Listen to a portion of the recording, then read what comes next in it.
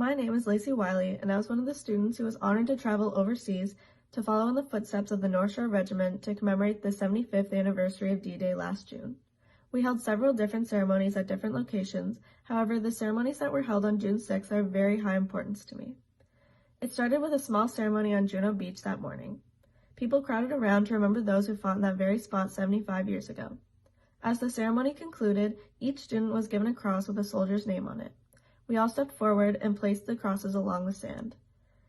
As I looked from left to right, an overwhelming feeling washed over me. 130 crosses lined across the beach. 130 soldiers who had lost their lives in that very spot where we stood. It was something that was truly indescribable. As the day went on, we continued in the footsteps of the regiment. We stopped in Tyville, a small village that had a lot of meaning to our group. There we met a group of Holocaust survivors. They told us about when they had first heard of the war and the strict rules that they had to follow. One woman told us that the German soldiers were the ones who taught her how to ride a bike. As we were leaving, I noticed that a woman had dropped her handkerchief.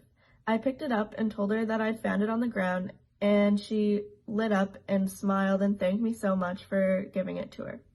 She explained how a Canadian soldier had given it to her when they freed their city. It was her symbol of hope. Over many years, there have been many lives risked for the safety and freedom of Canada. Men and women have gone to battle unsure if they were ever going to return again. They said goodbyes to their families and friends, hoping that it wouldn't be the last time. It would be unfair to them if we refused to acknowledge all of their sacrifices. It would be unfair to them if we forgot all that they had fought for. We need to remember so that history doesn't repeat itself. We need to remember so that we can share their stories when they are no longer able to, so that we can pass their stories down and have them never forgotten. Today and every day, it is important to thank those who served to protect us and to remember all of those who died doing so.